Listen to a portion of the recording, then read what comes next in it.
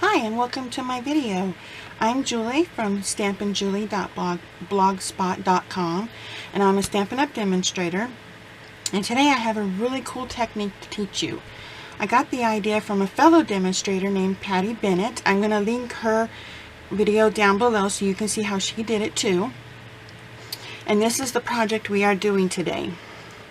We're going to make this beautiful watercolored rose. And it's hard to see. There is some shimmer on it, but it's kind of hard to see on camera, but it's beautiful in person. So let's get started and I'll show you what we need for this project. First off, you need a piece of watercolor paper. This is 4 by 5 1/4, and all the items I show you you'll be able to get from Stampin' Up! And I'm going to link my blog down below as well, and there will be a link on my blog to where to go to purchase these items. But you need a piece of watercolor paper, a sheet of gold foil. You're going to need your Aqua Painters, medium and large tipped.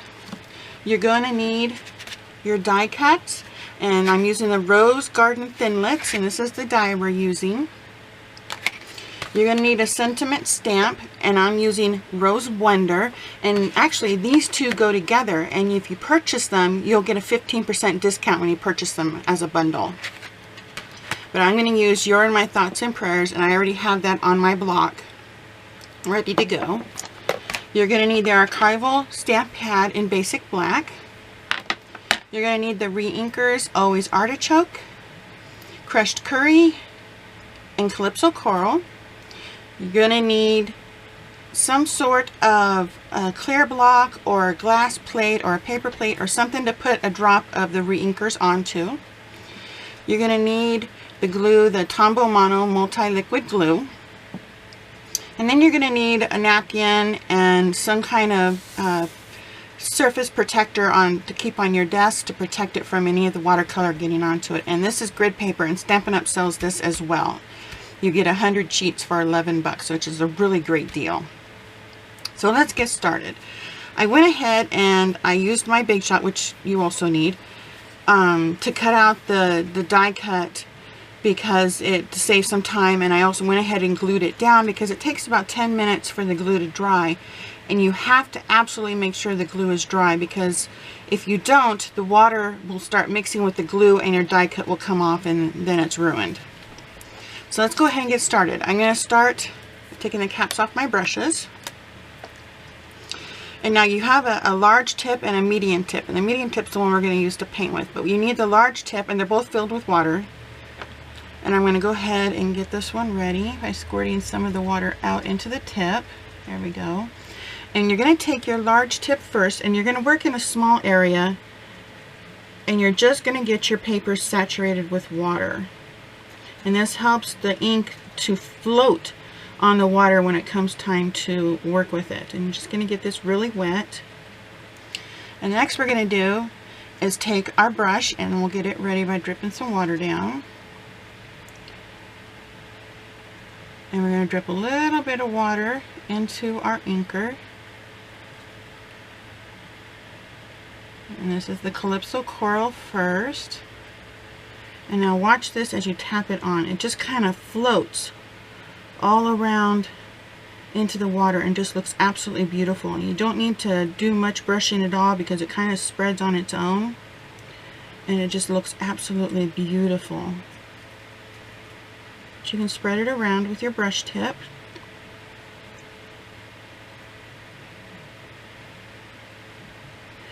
And then I'm going to clean my brush off. You just squeeze some of the water through and clean your brush tip off. And then I'm going to go to the crushed curry here. Get it saturated with some water. And then I'm going to go along the upper edge. And these two are going to mix together, and when they're dry it's going to look absolutely spectacular. And then I'm going to get my brush tip again. And I'm going to get some more area wet. And work in the center here. Don't worry about getting your die cut wet because it's not going to affect it. The gold foil is really good about it. Just wipes right off. And use a little bit more crushed curry. And I want the center of my rose to be more yellow, and then the outside of my rose to be more of the calypso coral. This will be so beautiful when it dries. So you get the idea on how this works. Let's do get some of our color off of our brush. And let's do a leaf. The brush cleans very easily too. Right on the napkin. Okay, I'll switch over. Almost forgot. Switch over and get the leaf wet. You're just going to well saturate the paper.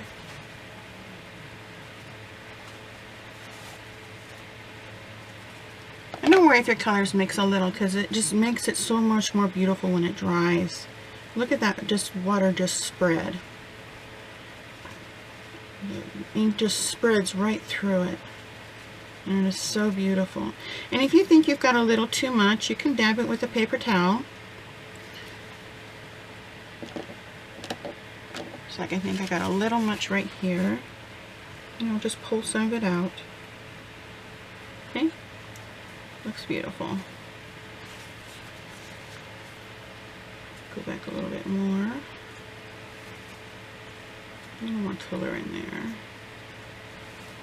And then one thing that Patty Bennett does is when she's all done with it, she puts it up like this, and she lets all the color pool to the bottom of the die cut. And she dries it that way. And then it creates some incredible shadow when it's dry. But you can already tell how this is absorbed in and how beautiful this is going to look. It's amazing.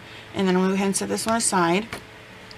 And you can tell here, this one's already dry. And don't worry about where it comes off out the sides, because that just gives it more character. And the person who's going to get this card is just going to be absolutely stunned by the fact that you made them a hand stamped and a hand watercolored card. They're going to love it. So let's go ahead and do our sentiment. Now, if you've never worked with Stampin' Up! Stamps before, they're real easy to open. You just take your thumb, put it here, and push it forward. Grab this side, flip it over, and push it in. And then when you want to close it, you just pull it towards you, flip it back over, and stamp it back into place. Real easy to do. Okay. And our sentiment says, "You're in my thoughts and prayers." I'm going to ink it up real good. Make sure I have no hairs on it, because I have cats and getting a hair in your stamp is not fun. Okay, let's do this without getting my head in the way. And this paper stamps beautifully. Give it some nice even pressure and pull straight up, and there we go. We have our stamp.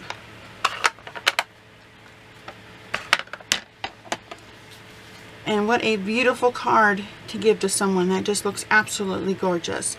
And the last thing that I did on this card, which you can do with your card as well, is I took our ink, or our Wink Estella pins that we sell, and I have one in clear and gold.